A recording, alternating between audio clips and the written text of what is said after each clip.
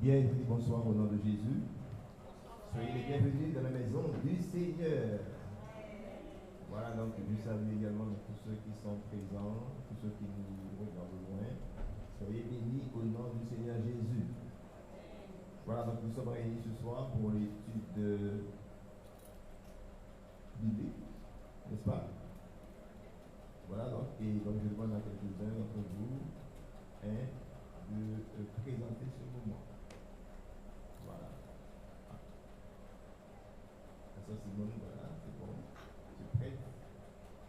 Après un étirement.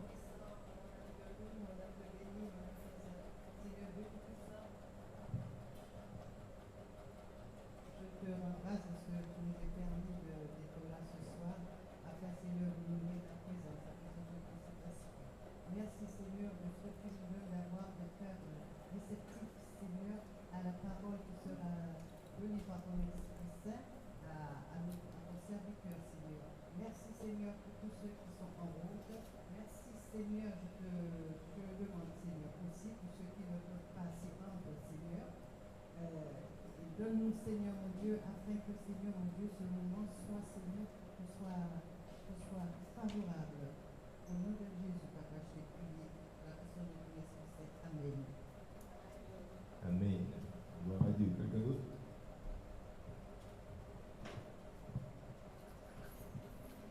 Éternel, je prends de puissant mon Dieu, c'est au nom de Jésus, par la puissance de ton Saint-Esprit que je m'approche devant toi, Père. Je te dis merci, merci mon Dieu pour la journée que tu m'as permis de passer.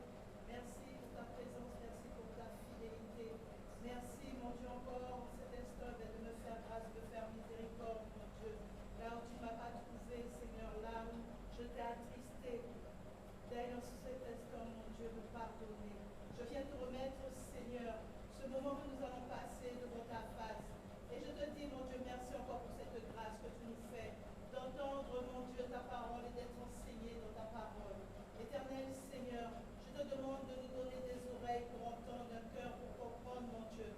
Que ce cœur soit rempli de bonne terre, afin, Seigneur, et bien, que la semence qui sera portée, et bien, tombe dans nos cœurs et porte beaucoup de fruits. Ô Éternel, mon Dieu, tu dis que là où deux ou trois sont assemblés, tu es au milieu de nous. Alors je le crois, Seigneur. Et je te dis, sois le bienvenu au milieu de nous. Je te remets, mon Dieu, ton serviteur qui portera, mon Dieu, ta parole. Que tu puisses lui accorder tout ce dont il a besoin. Tout ce qui lui est nécessaire, mon Dieu, pour porter ta parole avec assurance au nom de Jésus-Christ de Nazareth. Ô Éternel, mon Dieu, nous voici encore devant toi. Et que tu puisses, Seigneur, et bien bénir tous tes enfants qui sont ici présents, mon Dieu, et garder sur le chemin tous ceux qui vont nous rejoindre. Je te dis, sois le bienvenu au milieu de nous, au nom de Jésus. Amen. Amen. Merci Seigneur. Gloire à Dieu.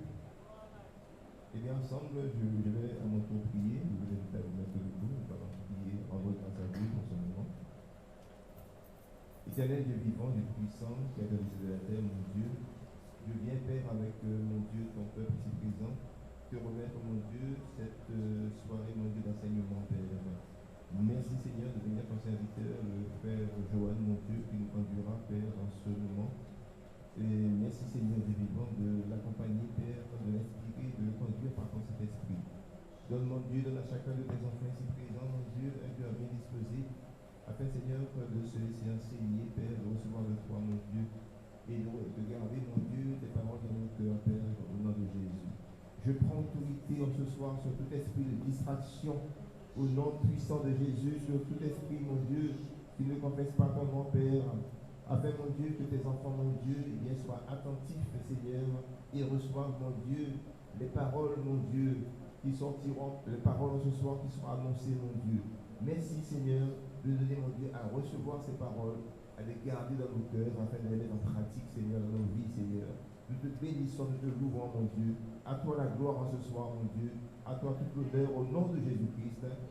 Amen. Amen. Gloire à Dieu. Et on va chanter, on va glorifier le Seigneur avec deux cantiques. On va déjà le bénir avec le numéro 34 sur les ailes de la foi.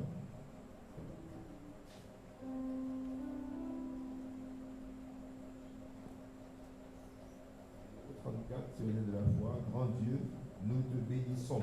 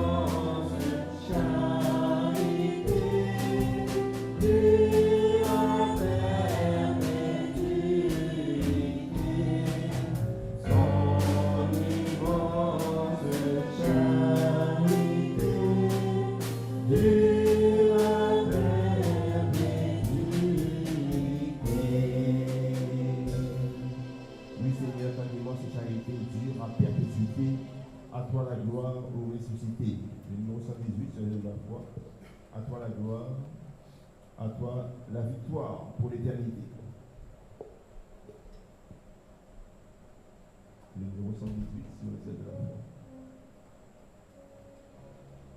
À toi la gloire.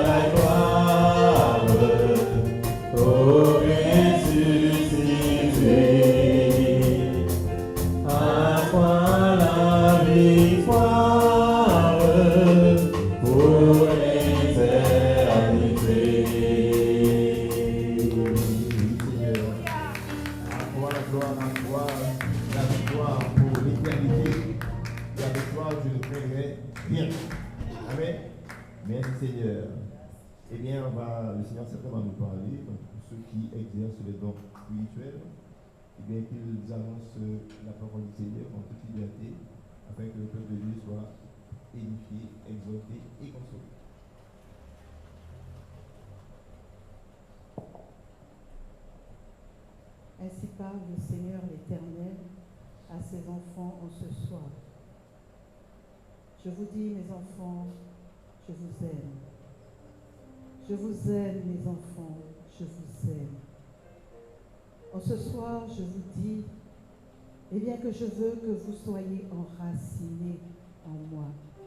Je veux que vous bâtissiez sur le roc, sur mon Fils Jésus, sur la parole, afin que lorsque les vents, les torrents, afin que quand les tempêtes viendront s'abattre sur vous, vous puissiez être inébranlables. Je vous dis en ce soir, vous serez encore enseignés. Vous serez encore enseignés afin que vous deveniez ces hommes, ces femmes inébranlables. Que vous soyez bien ceux qui tiennent ferme, quelles que soient les circonstances. En ce soir, je vous donne des oreilles pour entendre. Et je dispose vos cœurs et je remplis vos cœurs de bonne terre, afin que cette semence qui sera portée en ce soir, qu'elle porte du fruit dans le cœur et dans la vie de chacun d'entre vous. Ainsi a parlé l'Éternel. Amen. Amen. Merci Seigneur. Ainsi parle l'Éternel en ce soir à son peuple. Mes enfants, dit l'Éternel, je vous demande, qui êtes-vous? Qui êtes-vous, dit l'Éternel, et qui suis-je pour vous, dit le Seigneur? En ce soir, dit l'Éternel, je vous ai dit que j'ai tracé des chemins pour vous. J'ai tracé, dit l'Éternel, un avenir pour vous. Et je vous demande qu'une seule chose pour y parvenir, dit l'Éternel, c'est que vous fassiez ma volonté. C'est que vous puissiez encore obéir comme jamais. Oui, dit l'Éternel, j'ai formé sur vous des projets de paix et non de malheur, dit le Seigneur, parce que je suis un Dieu d'amour, dit l'Éternel. Alors je vous attends auprès de moi. Je vous attends à mes pieds, dit le Seigneur, afin que vous puissiez m'adorer comme jamais, afin que vous puissiez suivre le seul chemin qui mène à moi, dit l'Éternel, afin que mon nom soit glorifié dans votre vie et afin que vous puissiez avoir le salut de votre âme. Ainsi a parlé l'Éternel en ce soir. Amen. Amen. Merci Seigneur. Eh bien, je vous invite à vous rasseoir, que l'Éternel soit béni en ce soir. Voilà, donc c'est son serviteur, le frère Johan, qui portera donc la parole, qui va nous enseigner ce soir. Une série donc d'enseignements sur les miracles, surtout dans l'évangile de Jean. Dans l'ordre, bien entendu, donc je bénis le frère et je vais remettre le frère entre les mains du Seigneur. Seigneur Dieu vivant et tout-puissant, mon Dieu, je remets entre tes mains ton serviteur, que tu as choisi, Seigneur Dieu vivant, pour nous enseigner, mon Seigneur, eh bien, les pépites, Seigneur, qui sont dans ta parole, Dieu vivant. Merci, Seigneur, de nous conduire, mon Dieu, dans les profondeurs de ta parole, afin, mon Dieu, qu'il nous porte dans nos cœurs les révélations, Seigneur, mon Dieu, que tu as déjà mis dans son cœur, Père, au nom puissant et glorieux de Jésus-Christ de Nazareth. Amen. Amen. Amen. Bonsoir à tous. Je vous prie de vous asseoir. Soyez les bienvenus dans la maison du Seigneur. Nous sommes là pour étudier la parole. Nous sommes là en étude biblique ce soir. Afin de faire quoi? Afin de pouvoir étudier la parole de Dieu. Et nous avons un texte de référence pour ce soir qui se trouve dans le livre de Jean, évangile de Jean, au chapitre 2. L'évangile de Jean, au chapitre 2, à partir du verset 1er. Nous vous l'avons communiqué à l'avance, donc normalement vous avez pu méditer, vous avez pu le lire. Amen. On va pouvoir ce soir regarder ce que Dieu veut nous dire au travers de sa parole dans l'évangile de Jean.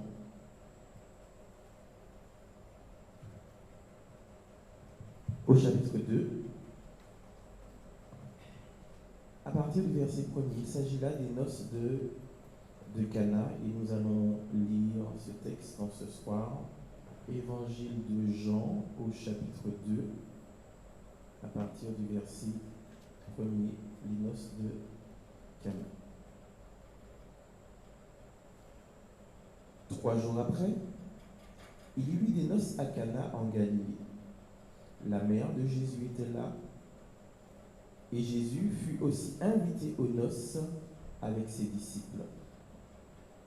Le vin ayant manqué, la mère de Jésus lui dit, « Ils n'ont plus de vin. » Jésus lui répondit, « Femme, qu'il y a-t-il entre moi et toi? Mon heure n'est pas encore venue. » Sa mère dit au serviteur, « faites ce qu'il vous dira. Or, il y avait là 6 vases de pierre destinés aux purifications des Juifs et contenant chacun 2 ou 3 mesures. Jésus leur dit, remplissez d'eau ces vases, et ils les remplirent jusqu'au bord. Puisez maintenant, leur dit-il, et apportez-en à l'ordonnateur du repas, et ils en apportèrent.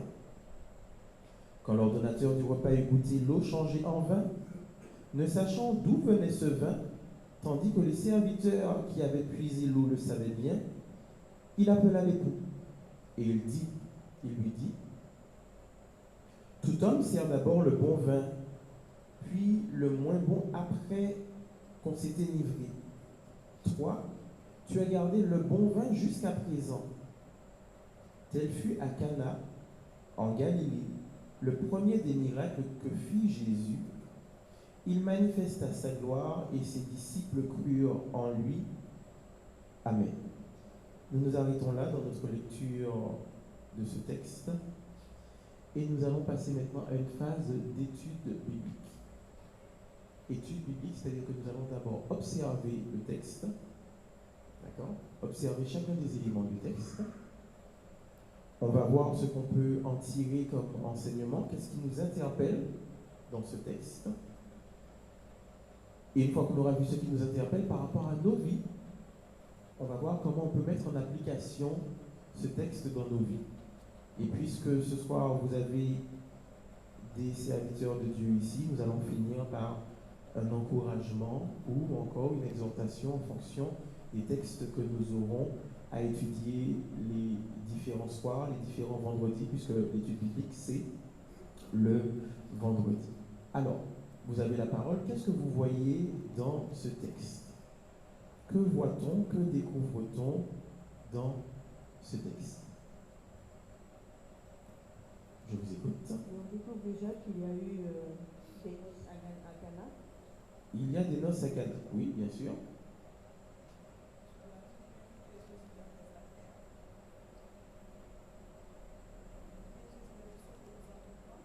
Ah oui, verset 2, Jésus est invité aux noces. Donc, on voit effectivement que Jésus est invité. 3 jours après, il y eut des noces à Cana en Galilée.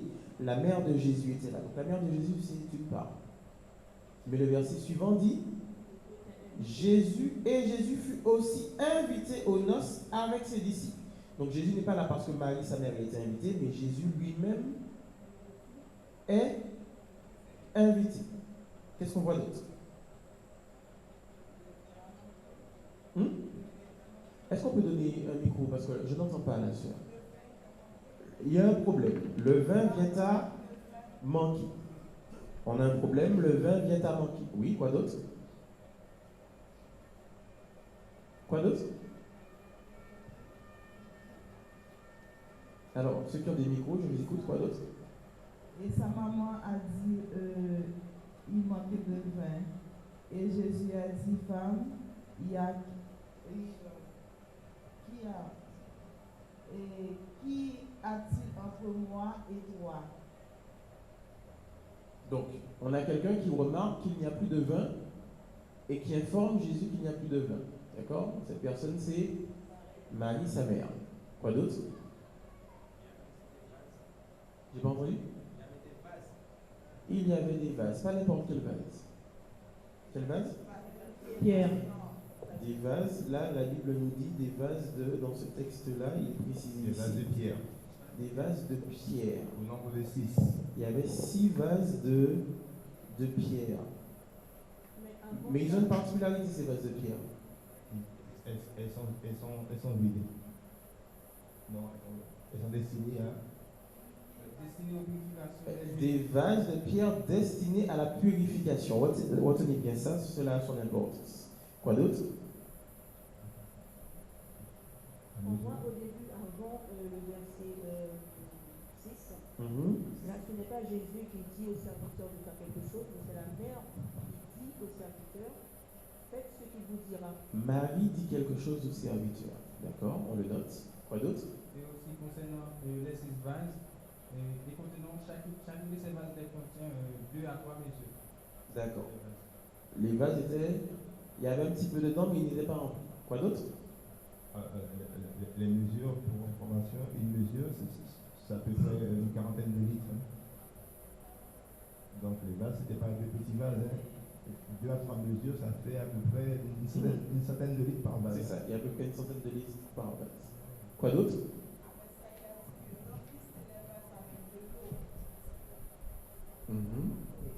Jésus leur dit, remplissez d'eau ces vases. Jésus leur dit, remplissez d'eau ces vases. Donc Jésus va dire quelque chose. Quoi d'autre?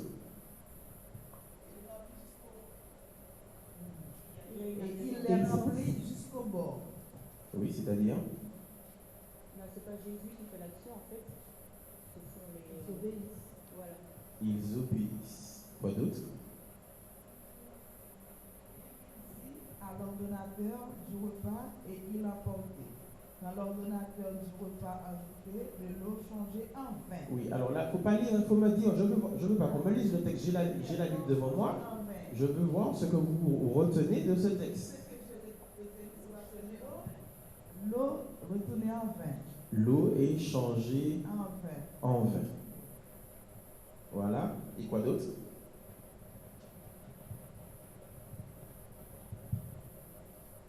Alors le vin n'a pas été distribué aux personnes conviées, mais d'abord à l'ordonnateur en premier. Oui, ce qui est normal. C'est ce qui est normal. C'est lui qui a la charge du repas, on ne peut pas donner aux invités à goûter quelque chose sans que celui qui a la charge du repas ne les goûte. Quoi d'autre? Une dernière chose que je n'ai pas entendue. Je vous rappelle que nous avons pris ce texte du verset 1er au verset 11. Oui, je voulais revenir sur le verset 4. Oui.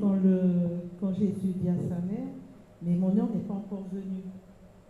Oui. Il dit, mon heure n'est pas encore venue. En fait, qu'y a-t-il entre moi et toi? En principe, il devrait dire en bon français, entre toi et moi, mais il dit entre moi et toi. Et il lui dit, mon heure n'est pas encore venue. Donc, mon heure n'est pas encore venue, mais en fait, personne n'entend, parce que sa mère continue, faites ce qu'il vous dira.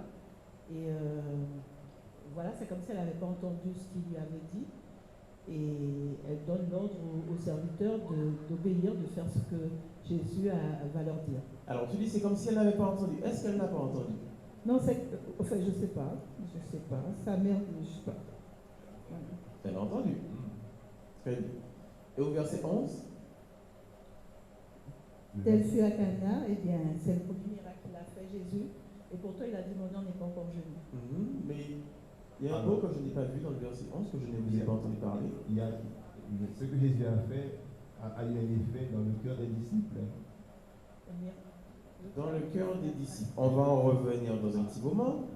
Quels disciples? Ceux qui étaient avec lui. Alors, le micro de la sœur Jeanne, je ne l'entends pas. Alors, est-ce que ce micro... C'est bon. 3 jours après, ce qui m'interpelle, il dit 3 jours après, il eut les noces à Cana, en Galilée. 3 jours après, il eut les noces à Cana. On va revenir dessus. Mais au verset 11, il y a un mot que je m'attendais à entendre et que je n'ai pas entendu. C'est miracle, non? Le premier miracle. C'est le premier miracle et ses disciples crurent. Et ses disciples crurent en lui. Et on va maintenant revenir sur le début de ce texte.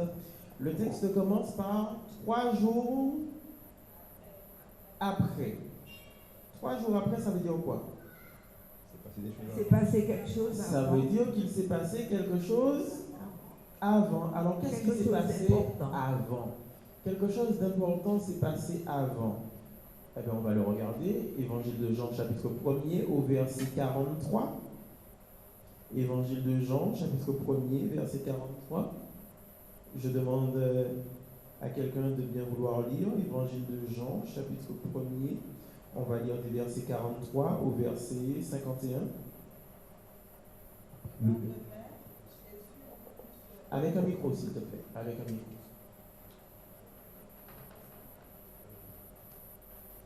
Alors, Évangile de Jean, chapitre 1er. On va lire à partir du verset 43. Qu'est-ce qui s'est passé? Le lendemain, Jésus voulut se rendre en Galilée et il rencontra Philippe Il lui dit, suis-moi. Stop. Voilà ce qui se passe. Jésus va rencontrer Philippe et va lui dire, Suis-moi. suis-moi. Est-ce que Jésus avait déjà ses disciples là? Non. Question. Parce que tout à l'heure, après on va voir, c'est marqué, ses disciples crurent en lui. Est-ce que le Seigneur Jésus avait déjà ses disciples là? Non. Non. Non. Voilà par là, ça va commencer là. Le premier qui arrive, c'est. Non. Verset 43. Ah oui, on peut prendre un peu. Oui, effectivement, on peut prendre un peu plus haut. Et André, frère de Simon. On va prendre à partir du verset 38. À partir du verset 38, il est dit, Jésus se retourna et voyant qu'ils le suivaient, il leur dit, que cherchez-vous? Ils lui répondirent, Rabbi, ce qui signifie maître, où demeures-tu? Venez, leur dit-il, et voyez. Ils allèrent et ils virent où il demeurait, et ils restèrent auprès de lui ce jour-là. C'était environ la 10e heure. On commence au verset 40. André, frère de Simon-Pierre, l'un des deux qui avait entendu les paroles de Jean et qui avait suivi Jésus, je reprends le verset 40. André, frère de Simon-Pierre, était l'un des deux qui avait entendu les paroles de Jean et qui avait suivi Jésus. Voilà. Jésus, il y a combien de personnes qui ont suivi Jésus là? Pour l'instant, il n'y a que 2. D'accord? Qu'est-ce qui va se passer? Ce fut lui qui rencontra le premier son frère Simon. D'accord? Et lui dit, nous avons trouvé le Messie, ce qui signifie le Christ. Donc c'est André qui est le premier, Simon qui est le deuxième. Ensuite, et il le conduisit vers Jésus. Jésus l'ayant regardé dit, tu es Simon, fils de Jonas, tu seras appelé Céphas, ce qui signifie Pierre. Le lendemain, Jésus voulut se rendre en Galilée et il rencontra Philippe.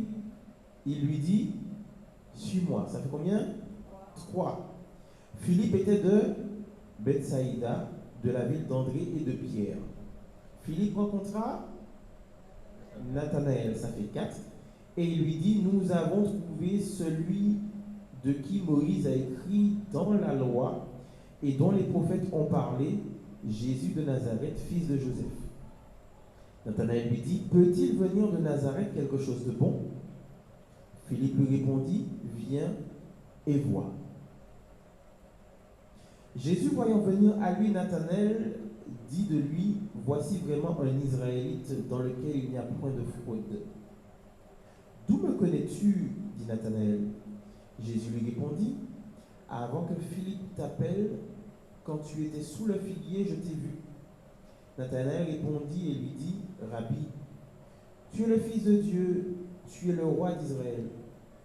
Jésus lui répondit, parce que je t'ai dit que je t'ai vu sous le figuier, tu crois.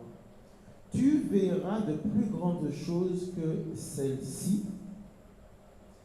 Et il lui dit, en vérité, vous verrez désormais le ciel ouvert et les anges de Dieu monter et descendre au-dessus du Fils de l'homme. Amen. Alors au verset 50, il lui dit, tu verras de plus grandes choses. Voilà. Qu'est-ce qui se passe? Qu'est-ce qui s'est passé avant? Jésus a fait la rencontre de ces, on va dire ça comme ça, de ces 4 premiers disciples. Oui? Est-ce qu'il n'y aurait pas eu un cinquième? Lequel? Parce qu'au verset 37, il était écrit les 2 disciples que Jean-Baptiste avait fait, entendirent, prononcer ses paroles et ils suivirent Jésus. Et en dit, c'est l'un des 2. Oui. On ne connaît pas l'identité des disciples. Il n'y a pas de cinquième? Il suivait qui avant? Il suivait Jean. Les deux suivaient Jean et ensuite les deux se sont mis à suivre Jésus. Oui. Et André, c'est l'un des deux qui. Oui, André est le premier. Et Simon est le deuxième. C'est ce qui est écrit au verset suivant. Non, mais le verset 30, c'est dit, qu'est-ce qu'il dit? Ils suivirent Jésus, les deux disciples l'entendirent prononcer ses paroles et ils suivirent Jésus. Oui. Les deux disciples. Oui. Et le verset 40 dit quoi? André, frère de Simon-Pierre, était l'un des deux qui avait entendu les paroles de Jean et qui avait suivi Jésus. Celui fut lui qui rencontra le premier son frère Simon. Pour moi, les deux, c'est... Oui. Moi, selon moi, d'après le verset 37, il y aurait un dans l'identité des arrivés, puisque les deux ont suivi Jésus et en même temps que André est l'un des deux. On parle d'André qui a transmis à son frère. D'accord, on va étudier ça en réunion de serviteurs pour pouvoir revenir dessus. On voit là que dans ce texte que Nathanaël a émis un doute sur Jésus. Peut-il venir de Nazareth quelque chose de bon? Et ensuite Jésus va lui dire qui il est et il va croire. Et Jésus va lui dire qu'il va voir quelque chose de plus grand. Et voilà que 3 jours après cette rencontre, il y a les noces à Cana. Que se passe-t-il? On a bien fait le parcours. Donc il y a cette fête. Dans cette fête, il y a Marie qui est invitée, il y a aussi Jésus qui est invité, et il va se passer quelque chose, c'est qu'à un moment, il y aura un problème. Il va manquer du vin. Quand il va manquer du vin, qu'est-ce qui va se passer? Il y aura Marie qui va intervenir. Pourquoi? Parce qu'elle sait que Jésus est là, et elle va dire à Jésus, il n'y a plus de vin. Pourquoi elle le dit à Jésus? Parce qu'elle sait qu'il est capable de faire quelque chose. Et Jésus va prononcer une parole qui aurait pu stopper Marie qui a entendu cette parole. Femme, qu'y a-t-il entre moi et toi? Mon heure n'est pas encore venue. Et pourtant, que va faire Marie? Elle va dire aux serviteurs, faites ce qu'il vous dira. Alors, qu'est-ce qu'on doit comprendre dans ce texte? Premièrement,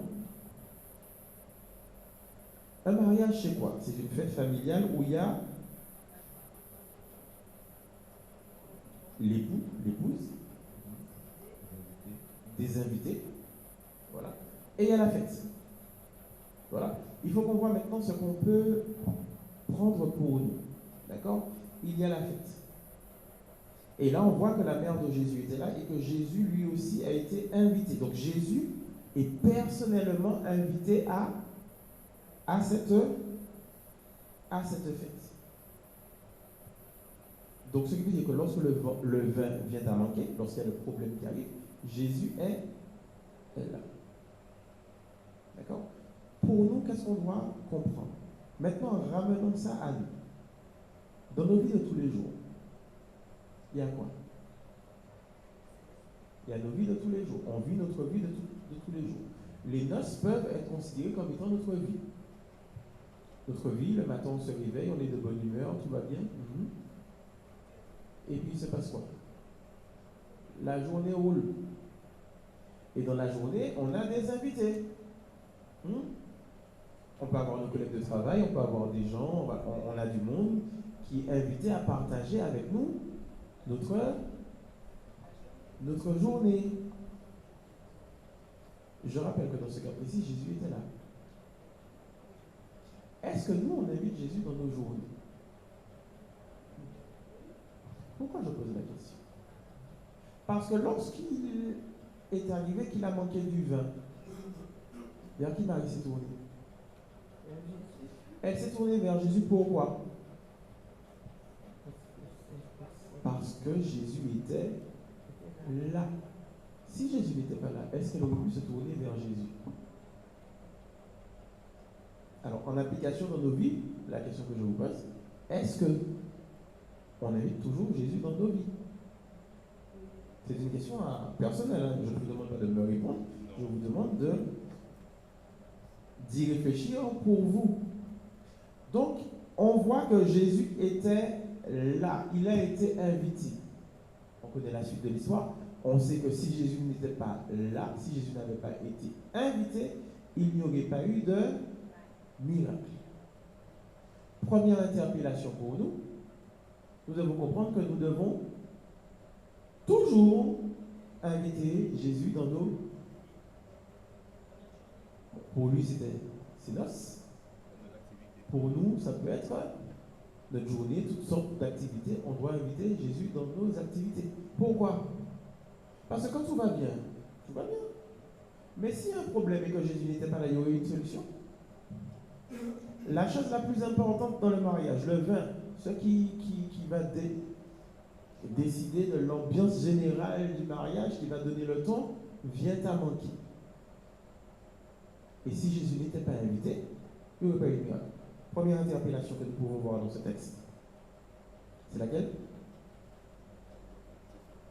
C'est laquelle?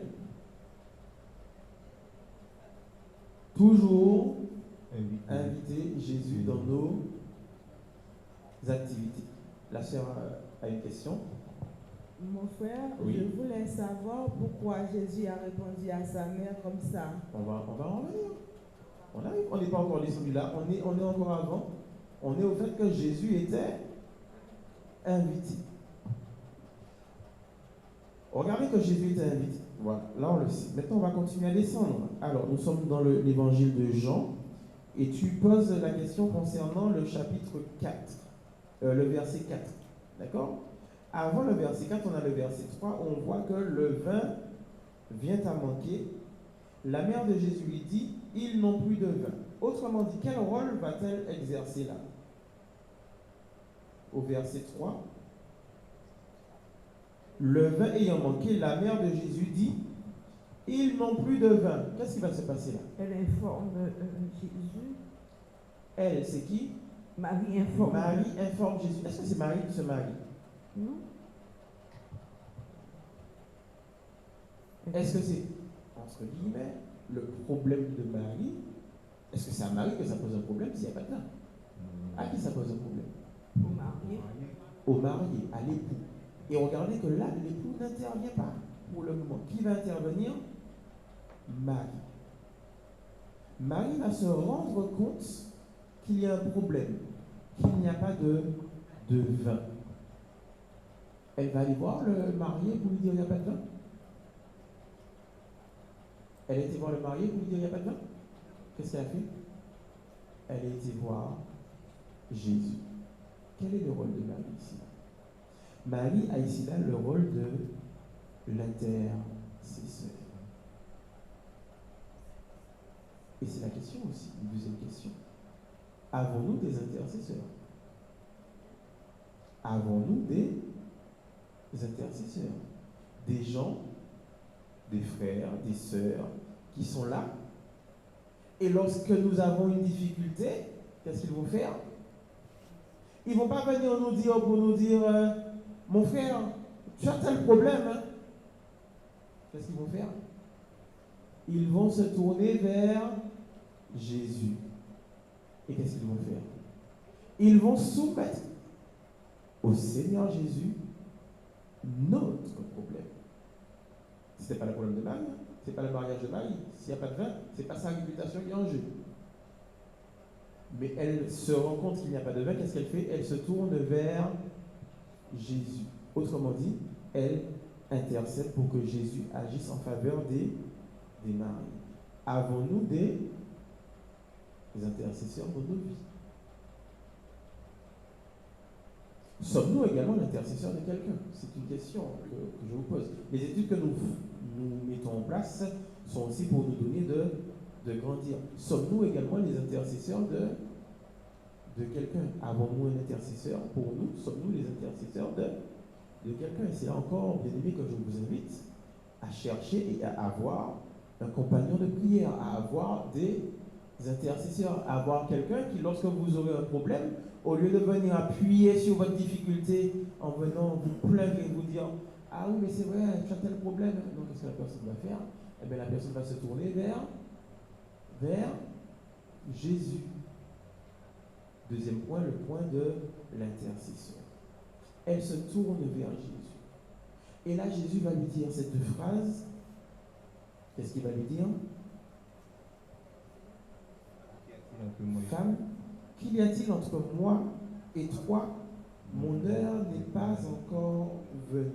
Lorsqu'on lit cette phrase, à prime abord, on trouve que cette phrase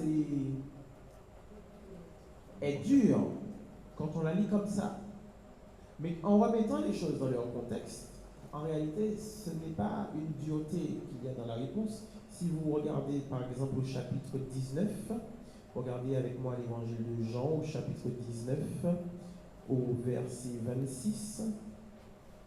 Évangile de Jean, chapitre 19, au verset 26. Il est écrit quoi ici là? Jésus voyant sa mère, alors évangile de Jean chapitre 19 au verset 26, il est écrit Jésus voyant sa mère et auprès d'elle le disciple qu'il aimait dit à sa mère, femme, voilà ton fils. Puis il dit au disciple, voilà ta mère. Vous voyez, le femme qui est prononcé là n'est pas une femme qui met une distance. Non, c'est une femme, une forme de... C'est une marque de respect. Qu'y a-t-il entre toi et moi? Mon heure n'est pas encore venue. Autrement dit, mon heure n'est pas encore venue. Ça veut dire que Jésus avait un chemin, un parcours. Il a son heure qui n'est pas encore venue. Il a quelque chose qu'il doit faire. Et malgré ce parcours de Jésus, ce que Jésus doit faire, qu'est-ce qui va se passer? Cette femme, Marie, va l'interpeller et il va lui dire, mon heure n'est pas encore venue. Est-ce que c'était vrai? C'était vrai. Mais il va y avoir quelque chose. Marie, qu'est-ce qu'elle va faire? Elle ne va pas s'arrêter à cette phrase. Pourquoi? Parce qu'elle sait qui est Jésus. Et elle sait que Jésus peut agir. Et qu'est-ce qu'elle va faire, cette femme? Je reprends le verset 4. Jésus répondit, femme, qu'il y a-t-il entre moi et toi? Mon heure n'est pas encore venue. Autrement dit, cette phrase, lorsque vous entendez cette phrase-là, c'est une phrase qui peut freiner qui se serait arrêté. Parlons franchement. Vous venez voir quelqu'un, vous lui demandez quelque chose, la personne vous dit, mon heure n'est pas encore venue. Allez, on va le dire différemment pour vous qui travaillez. Vous allez voir votre employeur, vous demandez à votre employeur une augmentation, votre employeur vous regarde, vous dit, ce n'est pas le moment. Qu'est-ce que vous faites? Vous baissez les bras, et vous en allez. Qu'est-ce que tu as dit? Vous n'insistez pas. Qu'est-ce qu'elle va faire, elle, cette femme? Elle va anticiper l'action de Jésus. Verset 5. Sa mère dit au serviteur, faites ce qu'il vous dira. Attendez. Il vient de lui dire, mon heure n'est pas encore venue. Et pourtant, est-ce qu'elle s'arrête là? Elle dit quoi?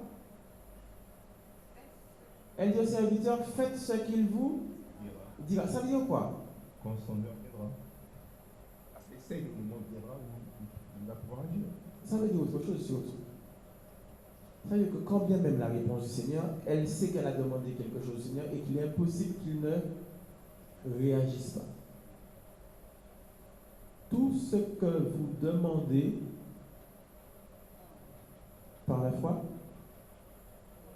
croyez que vous l'avez reçu et vous le verrez s'accomplir. Quelle était la position de Marie là? Marie était dans une position où elle avait la foi. Elle savait que Jésus allait agir. Et c'est là que je reviens sur le rôle de l'intercesseur, où nous devons avoir de bons intercesseurs. Pas des intercesseurs à la première difficulté qui baissent les bras. Là, Jésus lui dit, mon heure n'est pas encore venue, qu'est-ce qui se passe? On baisse les bras et on arrête de prier. C'est ce genre d'intercesseur-là qu'on a besoin? Non. On a besoin de l'intercesseur qui, quand bien même il y a quelque chose qui peut paraître une opposition, une difficulté, on a besoin d'un intercesseur qui fait quoi? Eh bien, qui garde la foi et qui continue. Ça peut être aussi une épreuve pour voir la dimension de foi. Et elle va dire quelque chose, elle va dire, faites ce qu'il vous dira. Au verset suivant. Oui? Oui, j'allais dire concernant l'intercesseur. La position de Marie, là, elle n'était pas obligée de remarquer que le vin allait monter. Elle n'était pas obligée de remarquer, mais elle l'a remarqué. Ça montre bien qu'elle était attentive à ce qui se passait. Et l'intercesseur en question, un bon intercesseur pour intercéder correctement, il faut qu'il soit aussi attentif à... Voilà, le fait que pour être un bon intercesseur, on ne peut pas être un bon intercesseur si on ne s'intéresse pas à notre frère ou à notre soeur. On ne peut pas être un bon intercesseur si on n'a pas d'amour pour notre frère et notre soeur. Si on n'est pas attentif et qu'on ne porte pas notre frère et notre soeur dans notre cœur, comment on va faire pour savoir quand il a un problème pour pouvoir intercéder? Un bon intercesseur, vous avez vu que pour l'instant on ne parle que de l'intercesseur. Un bon intercesseur, qu'est-ce qu'il fait? Il est attentif aux autres, au contexte, à l'environnement. Et il ne va pas accabler l'époux pour dire à l'époux, il manque du vin à ton mariage. Non.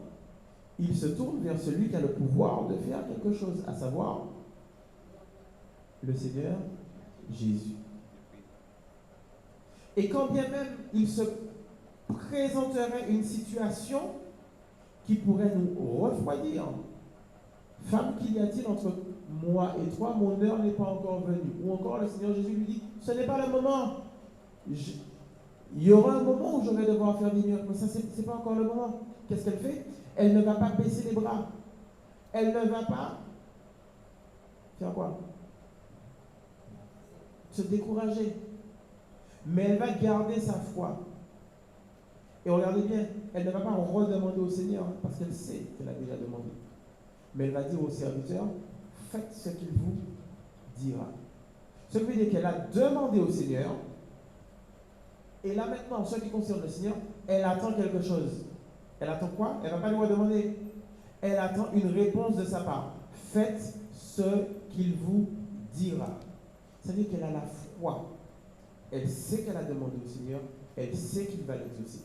Elle a la foi et elle se maintient dans sa position de foi. Voilà l'intercesseur que nous devons être.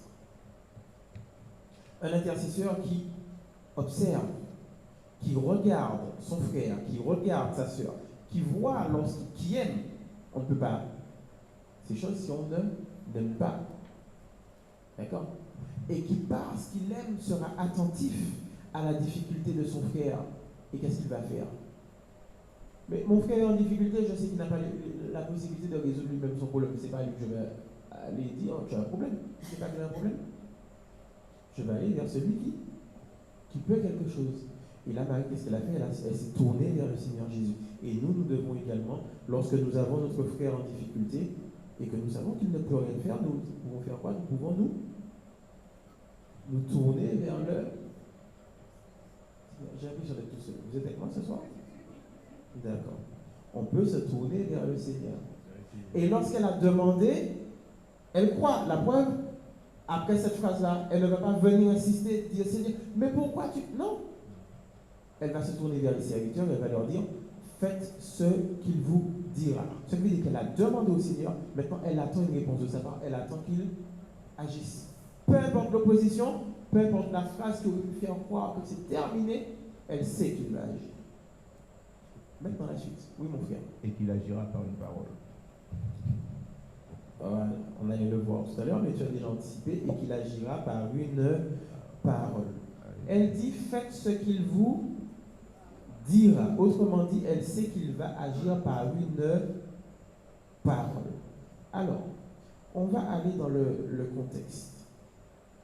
Lorsqu'elle dit ça, elle a bien évidemment compris, par sa réplique, quand elle dit faites ce qu'il vous dira, elle a bien évidemment compris que la phrase de Jésus avant, femme, qu'il y a-t-il entre moi et toi, mon heure n'est pas encore venue, elle a bien compris que cette parole n'est pas un non. La preuve, elle va continuer en disant, faites ce qu'il vous dira. Et elle a aussi compris quelque chose, elle sait que Jésus va résoudre le problème. On va faire une petite parenthèse en descendant au verset 6. Il est dit ici là, or, il y avait là 6 vases de pierre destinés à la purification des Juifs et contenant chacun 2 ou 3 mesures. Alors, il y a des vases. D'accord? On va s'arrêter un petit peu sur les vases. Des vases de pierre. Donc, vous savez, dans les maisons juives, il y avait toutes sortes de vases. Hein? Il y avait des vases d'or, il y avait des vases faits avec des matières précieuses, et puis il y avait des vases avec moins de valeur. Comme là, un vase de pierre. Particularité, la Bible nous dit que ce vase servait à quoi? À la purification des Juifs. Et puis le vase n'était pas vide. Hein. Le vase contenait quoi? Chacun 2 ou 3 mesures. Donc entre 100 et 150 litres d'eau. D'accord? Le vase sert à la purification des Juifs. Autrement dit, qu'est-ce qu'il y a dans ce vase-là? Il y a de l'eau. De l'eau qui sert à quoi? À se laver les mains et les pieds, à enlever les souillures. Regardez avec moi, on va prendre rapidement l'évangile de Matthieu, chapitre 15, verset 2. On va passer rapidement, juste pour que vous puissiez comprendre. Est-ce que c'est bien ça? Matthieu, chapitre 15.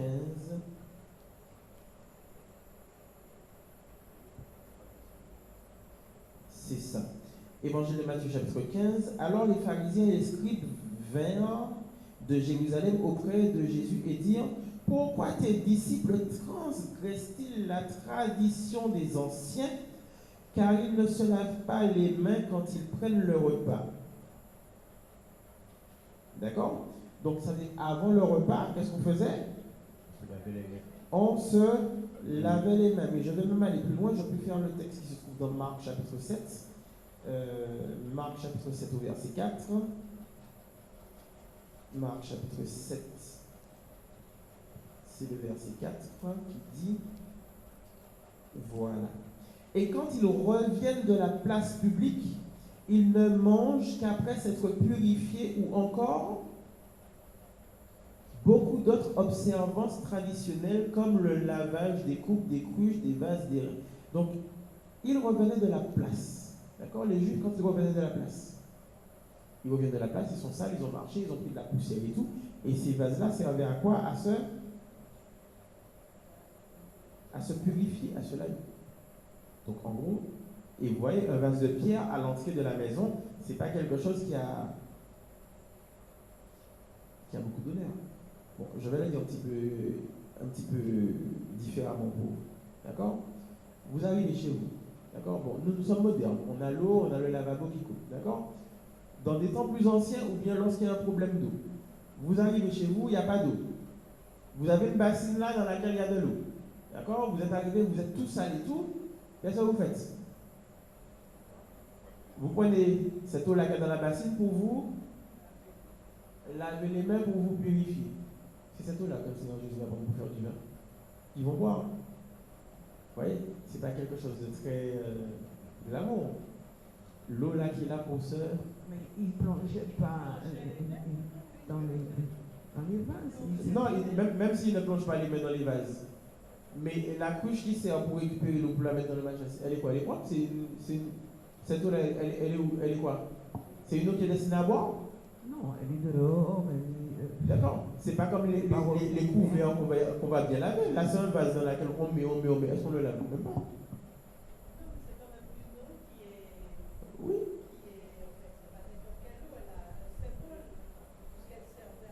Elle a un symbole, elle servait à purifier. Mais on est bien d'accord que ce n'est pas ce qu'il y a de plus précieux dans la maison. D'accord? Par contre, tu as dit quelque chose d'intéressant. Elle a un symbole, elle sert à purifier. On tient bien cette phrase, parce qu'on va devoir en parler de cette phrase. Elle a un symbole, elle sert à purifier. On revient dans l'évangile de Jean. Évangile de Jean, chapitre 2, qu'est-ce qui va se passer là? Il va se passer que, on a le contexte, il y avait des vases. Pourquoi la parole de Dieu donne une précision sur ces vases? Or, il y avait là 6 vases de pierre destinés à la purification des Juifs contenant 2 ou 3 mesures d'eau. Déjà, le fait qu'il y avait de l'eau dedans montre quoi? Montre que il y avait déjà de l'eau dedans. Pour qu'on ne dise pas que non, Jésus a mis du vin. Non, il y avait déjà de l'eau. Oui, ma soeur? Dans le micro, s'il te plaît. Dans le verset 6, est-ce que c'est Marie qui toujours parlait ou Jésus? Non. Là, c'est ni Marie ni Jésus qui parle, c'est le narrateur qui nous donne la précision, qui explique. Autrement dit, c'est l'auteur du livre qui parle, qui nous donne le contexte. Or, il y avait là 6 vases de pierre destinés à la purification des Juifs et contenant chacun 2 ou 3 mesures. On a 6 vases de pierre qui sont là pour faire quoi? Ils servent à la purification. Autrement dit, même si la sœur dit à juste raison qu'il y a là un symbole, mais dans tout ce qu'il y a dans la maison, parce qu'il ne faut pas oublier que c'est un jour de noces, c'est un jour de fête. L'eau qu'il y a dans ces vases-là, c'est peut-être quasiment ce qui a le moins d'importance dans la maison. C'est ce qu'il y a de plus vil dans la maison. Puisque le reste, c'est quoi? C'est ce qu'il y a sur la table, les banquets, il y a les vases d'honneur, mais ça, c'est pas un vase d'honneur, hein, ça, c'est un vase de purification. Il y avait du vin jusqu'à ce que le vin vienne à manquer, donc il y a des choses qui ont beaucoup plus de valeur dans la maison. Là, il y a l'eau qui sert à la purification. D'accord? Et on retient ce que la sœur Mylène a dit. Il y a là un symbole. On a vu que Marie, intercesseur, attendait une réponse du Seigneur par une parole. Qu'est-ce qui va se passer? Au verset 7. Jésus leur dit, qu'est-ce qu'il va dire? Remplissez d'eau ces vases. Donc voilà. Qu'est-ce qui va se passer? Il va transformer l'eau. La réponse que Marie attendait est arrivée. Elle a dit, faites ce qu'il vous dira. Qu'est-ce qui va se passer? Jésus va dire. Qu'est-ce qu'il va dire? Remplissez d'eau ces vases. Et qu'est-ce qui marque en dessous? Non, vous allez trop vite. Verset 7. Et ils les remplirent jusqu'au bord. Jusqu'au bord, ça veut dire quoi? Lorsqu'on remplit un vase, est-ce qu'on le remplit jusqu'au bord, normalement? Pourquoi? Parce que si on remplit le vase jusqu'au bord, quand on va le déplacer, ça va déverser. Si on prend une cruche pour mettre la cruche dedans pour prendre, qu'est-ce qui va se passer? Lorsqu'on va prendre la cruche, le volume que la cruche va prendre va faire quoi? Va faire que ça déborde. Mais là, ils vont le remplir jusqu'au bord. Pourquoi vont-ils le remplir jusqu'au bord?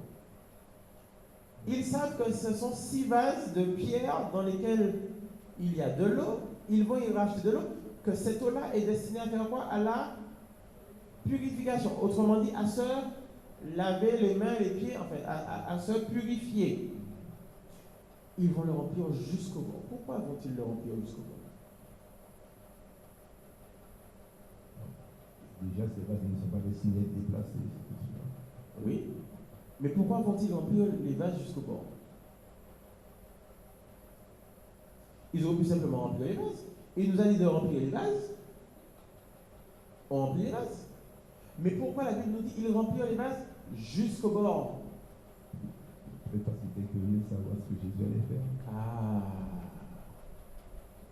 Parce que là, il y a une interpellation. Eux, ils savent qu'il n'y a pas de vin. Marie a dit qu'il n'y a pas de vin. Ils savent qu'il n'y a pas de vin. Et Marie leur dit, faites ce qu'il vous dira.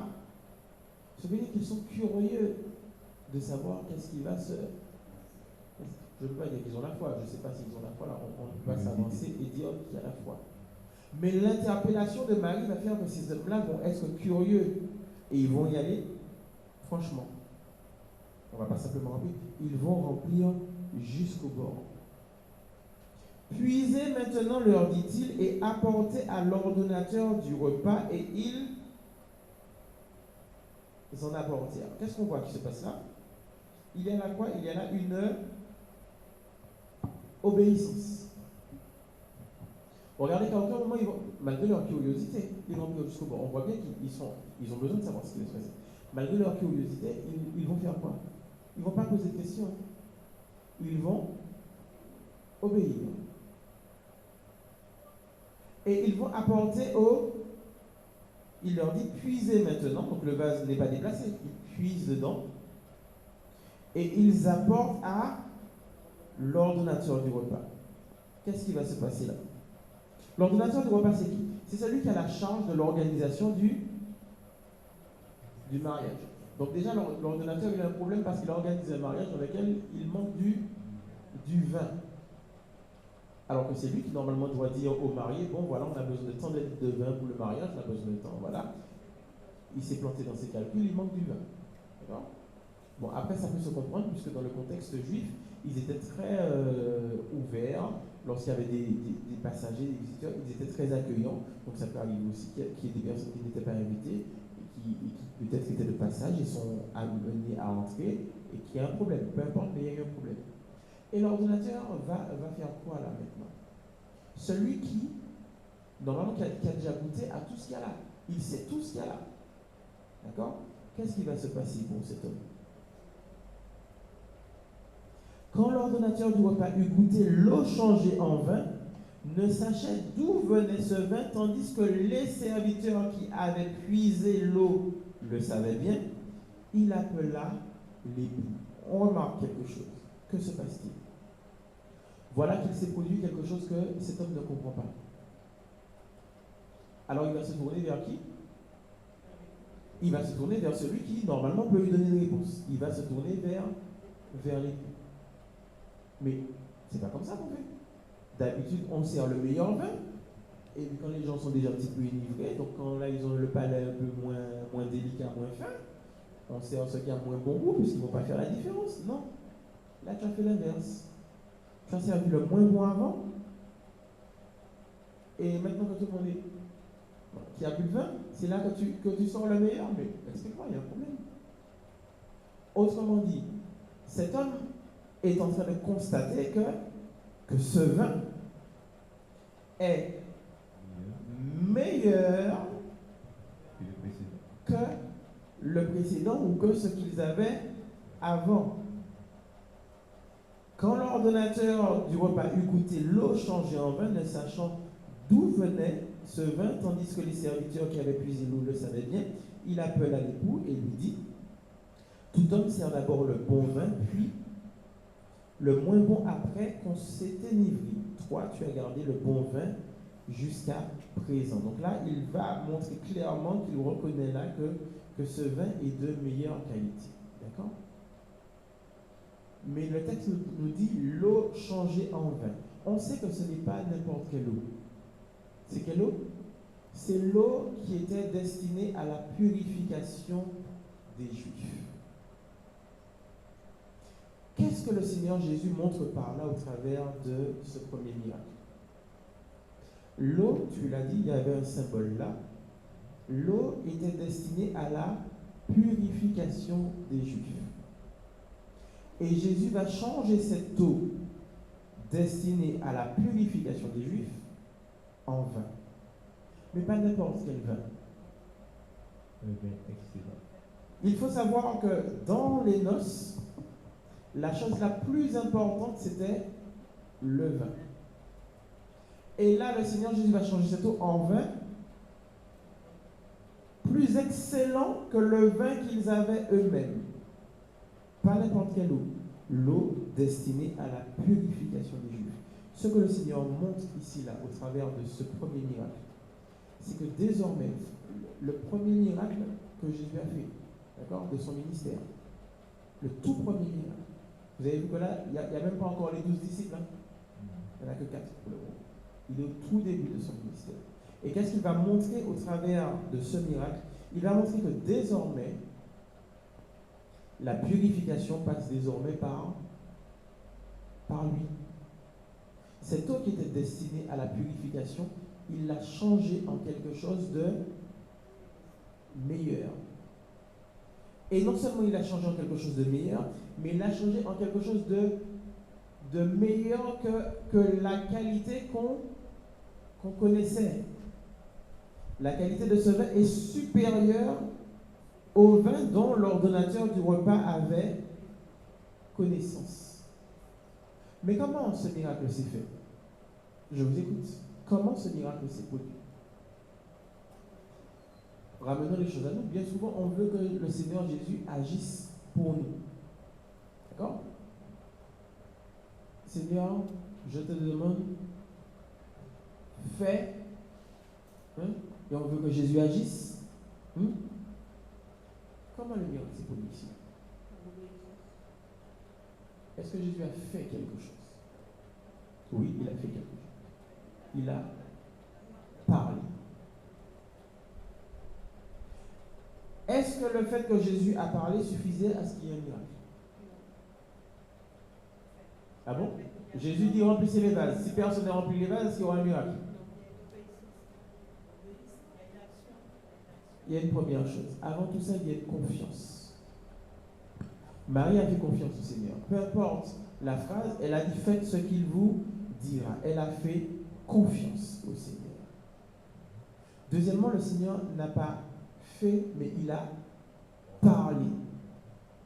Et il y a eu quelque chose ensuite. Il y a eu une obéissance à la parole. S'il n'y avait pas eu obéissance à la parole, il n'y aurait pas eu de miracle. Mais parce qu'il y a eu obéissance, il y a eu une transformation. De l'eau dans le vase le plus vil qu'on trouve, parce que c'est ça, les vases de pierre à l'entrée de la maison de purification, c'est des vases vils, c'est pas des vases d'honneur, des vases vils. Les vases d'honneur avaient certainement le vin sur la table. Et il a changé cette eau en quelque chose de meilleur. Et non seulement quelque chose de meilleur, mais en quelque chose de supérieur à la qualité qu'on connaissait. Un vin d'une qualité supérieure à la qualité du vin que l'ordonnateur du repas connaissait. Alors,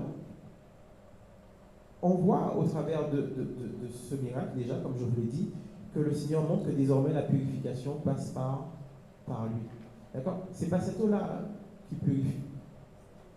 Là, Jésus prend ce qui sert de purifier et il en fait quelque chose de meilleur. Ça nous montre que pour nous, le Seigneur fait quoi pour nous? Lorsque nous sommes passés par les eaux de baptême, qu'est-ce qui s'est passé? Il nous a transformés de ce que nous étions pour faire de nous une nouvelle création. Quelqu'un de meilleur. Et quelqu'un avec une valeur supérieure à la valeur que nous avions, puisque nous sommes devenus enfants de Dieu. Voilà ce que le Seigneur Jésus montre au travers de ce premier miracle-là. Au début de son ministère, ce miracle-là montre déjà pourquoi le Seigneur Jésus est venu. C'est plus par l'eau, c'est plus par les traditions que les Juifs seront purifiés, mais par lui pour en faire quelque chose de meilleur. Il a fait de nous quelque chose de meilleur. Et ce miracle-là annonce déjà le ministère que Jésus fera. Mais il y a plusieurs points que l'on peut voir dans ce miracle. Déjà, on a vu, on a insisté beaucoup dessus, sur le rôle de l'intercesseur. Et c'est là que nous devons avoir des intercesseurs, mais être également des intercesseurs. Un bon intercesseur se soucie des autres. Déjà, commence par les aimer. Et parce qu'il se soucie des autres, parce qu'il les aime, il les regarde, il les observe, il regarde le contexte, il voit lorsqu'il y a un problème. Et lorsqu'il y a un problème, il ne va pas voir. Marie n'a pas été voir l'époux. Elle ne va pas voir la personne qui est en difficulté pour lui dire: je suis en difficulté, j'ai un problème. Elle s'est tournée vers celui qui avait la capacité de résoudre le problème, à savoir Jésus. Et nous, en tant qu'intercesseurs, qu'est-ce qu'on doit faire? Eh bien, on doit aussi se tourner vers celui qui a la capacité de résoudre le problème, à savoir Jésus. Mais il faut que nous soyons de bons intercesseurs. Il va arriver que nous trouvions face à nous des obstacles. On va les faire dans les épreuves. Jésus dit à cette femme, qu'y a-t-il entre toi et moi? Mon heure n'est pas encore venue. Mais si nous nous laissons arrêter par l'obstacle, par la difficulté, qu'est-ce qui se passe? Il n'y aura pas de miracle. Mais parce qu'elle a cru, elle a surmonté cette phrase en disant: Faites ce qu'il vous dira, parce qu'elle a cru. Elle savait en qui elle croyait. Et elle savait que Jésus allait faire quelque chose. Autre point suivant que nous avons vu, il y a eu une obéissance. L'obéissance, c'est quoi? Faites ce qu'il vous dira. Et là, Jésus va dire, remplissez les vases. Et qu'est-ce qu'ils vont faire? Ils vont pas dire, mais pourquoi? Mais qu'est-ce que tu comptes faire avec? Non. Ils vont chercher à comprendre? Non. Parce que bien souvent, nous, on veut raisonner. On veut savoir pourquoi. Non. Ils vont remplir les vases jusqu'au bord. Il va leur dire, puisez. Qu'est-ce qu'ils vont faire? Ils vont puiser. Ils ne vont pas demander, mais pourquoi? C'est de l'eau. Ils vont puiser. Il va leur dire d'en apporter à l'ordonnateur. Qu'est-ce qu'ils vont faire? Ils vont porter à l'ordonnateur. Et l'ordonnateur va être bien surpris parce qu'il va goûter un vin qui est d'une qualité supérieure. À quoi? À la qualité qu'il connaissait. Il n'était pas au courant qu'il y avait ce bon vin-là. Mais vous allez remarquer quelque chose. Il y a un personnage dont on n'a pas parlé. C'est qui? Il y a un personnage là dont on n'a pas parlé. De qui n'a-t-on pas parlé? L'époux. L'époux, c'est qui? L'époux, c'est celui qui a un problème. C'est son mariage. Il n'y a pas de vin à son mariage. Et il n'est pas au courant. Non seulement il n'est pas au courant, mais le problème va être résolu sans qu'il ne soit au courant. Ça montre quoi? Ça montre aussi cette dimension que nous avons, et avec le rôle de l'intercesseur, que nous avons dans la fraternité en Christ. Tu peux avoir un problème et tu n'es même pas au courant que tu as un problème. Pourquoi? Parce que quelqu'un d'autre qui sera un intercesseur aura déjà ressenti, aura déjà vu et aura déjà intercédé pour toi. Est-ce que l'époux savait qu'il y avait un problème là? L'époux en train de fêter, il ne sait même pas qu'il n'y a pas de vin. Le problème est résolu, il n'est même pas au courant que le problème a été résolu. Pourquoi? Parce que là, il y avait un intercesseur en la personne de Marie qui s'est rendu compte qu'il y avait un problème et qui s'est tourné vers la bonne personne, à savoir vers Jésus. Et parce que les serviteurs ont obéi, il y a eu une solution. Mais l'époux avait un avantage. Quel était l'avantage de l'époux? L'avantage de l'époux, c'est que, et c'est peut-être pour ça aussi qu'il ne sait pas qu'il y a eu un problème, l'avantage de l'époux, c'est qu'il avait fait quelque chose. Au verset 3, la Bible nous dit, Évangile de Jean, chapitre 2, au verset 2, pardon, et Jésus fut aussi invité aux noces avec ses disciples. Ce qui veut dire qu'il n'est pas venu là parce que Marie était là. Jésus fut aussi invité. Jésus était personnellement invité avec ses disciples. L'avantage de l'époux, c'est-à-dire que sans savoir qu'il y avait un problème, il avait invité Jésus dans ses noces. Ce qui veut dire que pour nous, si nous invitons le Seigneur Jésus dans nos activités, il se peut aussi que dans nos activités, il y ait des problèmes. Mais que parce que nous avons invité le Seigneur dans nos activités, eh bien, qu'est-ce qui se passe? On ne se rend même pas compte qu'il y a eu un problème. Parce que le Seigneur Jésus était invité dans notre activité. Et bien souvent, un intercesseur aura prié pour nous. Alors qu'est-ce qu'on fait? Parce que bien souvent, comment ça fonctionne? Parlons franchement, comment ça fonctionne chez les chrétiens aujourd'hui? On mène notre vie. Et puis dès qu'on a un problème, on va mettre nos genoux à terre. Seigneur, j'ai tel problème, est-ce que tu peux intervenir? Mais à quel moment on dit ça? On dit ça quand on est déjà sous le poids de la difficulté, quand on sent déjà le problème. Alors que si Jésus est déjà là, même quand tout va bien, avant même qu'il n'y ait le problème, qu'est-ce qui se passe? il arrive bien souvent qu'il puisse intervenir avant même qu'on ne soit au courant qu'il y avait un problème qui nous attendait. Je prends un exemple qui n'est pas si banal que ça. Un soir, je montais à Kourou pour me rendre en études publiques et il y a eu un accident assez violent et de ma voiture, parce que ça ralentissait, j'entendais la dame dans sa voiture sur le bas-côté de la voiture accidentée qui priait de toutes ses forces. Mais à quel moment priait-elle? Au moment où l'accident était déjà fait. Et c'est là que je dis, mais nous, enfants de Dieu, lorsque nous prenons la route, ben Seigneur, je te présente mon trajet. Voilà, je t'invite à prendre place avec moi dans la voiture et à faire le trajet avec moi. Et puis on va arriver, on sera tout content, on est bien arrivé à bon port, mais on ne sait pas qu'on a peut-être évité une difficulté parce que le Seigneur était à bord. Qu'est-ce qui s'est passé? Eh bien, il a fait ce qu'il devait faire pour nous garder de la difficulté. N'attendons pas d'avoir un problème pour inviter le Seigneur Jésus dans nos activités. Invitons-le dès le départ quand ça va bien, d'accord, afin qu'il nous garde. Et puis bien souvent, on va trouver que tout va bien parce qu'on ne saura même pas qu'on a évité des difficultés. Ce que nous avons vu en ce soir, déjà, c'est le rôle de l'intercesseur. Avec ce que nous avons vu, je vous encourage à devenir des bons intercesseurs, à vous aimer les uns les autres, à aimer vos frères, à aimer vos sœurs, à avoir le regard sur eux. Et quand ça ne va pas, ce n'est pas la peine d'aller les harceler pour lui dire « Ah, mon frère, j'ai vu que ça ne va pas. » Non. Mais tu as vu que ça ne va pas? Mais tourne-toi vers celui qui peut faire quelque chose. Seigneur, j'ai vu mon frère, Seigneur, j'ai vu ma sœur.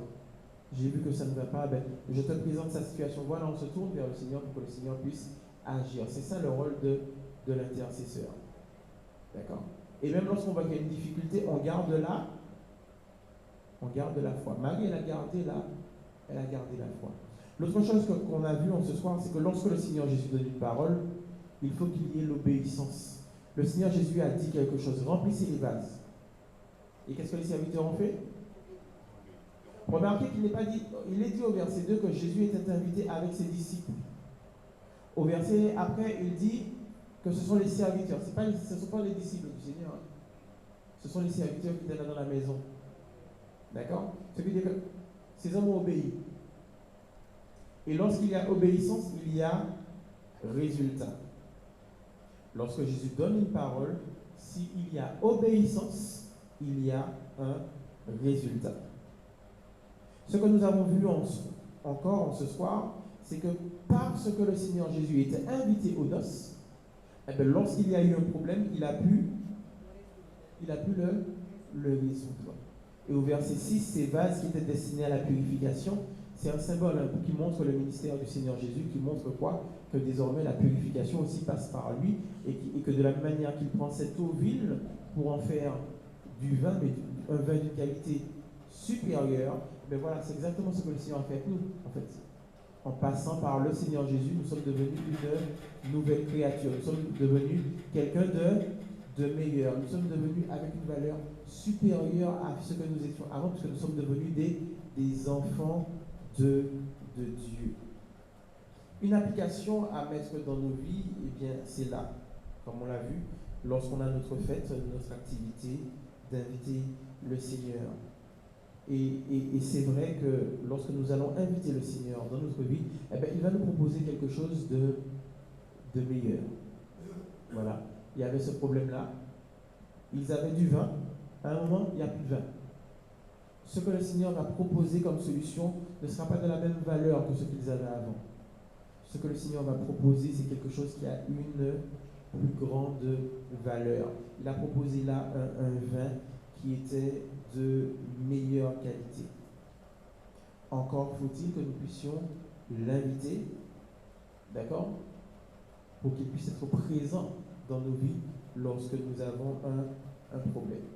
Alors, si j'ai un encouragement à vous porter en ce soir par rapport à ce que nous avons vu, eh bien déjà, c'est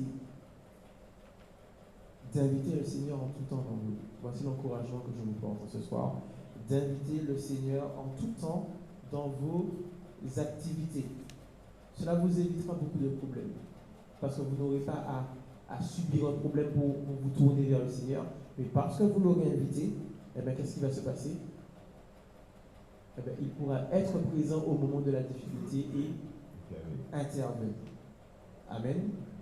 Vendredi prochain, nous allons voir le miracle qui se trouve dans l'évangile de Jean, chapitre 4. Je vous propose la lecture des versets 46 au verset 54. Donc, c'est la guérison du fils d'un officier royal. Évangile de Jean, chapitre 4, des versets 46 à 54. Alors, sur le même modèle que ce soir, ce que je vous propose, donc, c'est de lire, de méditer, d'observer. Donc, d'observer les éléments que nous trouvons dans le texte. Ensuite, une fois que vous aurez observé, on va avoir un travail d'interprétation. Qu'est-ce que ces choses nous apportent comme enseignement? La troisième étape sera une étape d'application à notre vie, voilà, de l'enseignement que nous tirons au travers de ce miracle, comment nous l'appliquons à notre vie. Et puis un quatrième point pour finir, puisque vous aurez des serviteurs du présent, nous aurons pour terminer un encouragement ou une exhortation portée par un serviteur de Dieu en fin d'étude sur ce que nous aurons vu dans l'étude de vendredi prochain. Voilà, je m'arrête là pour ce soir. Que le nom du Seigneur soit béni. Je laisse la place au frère Christian.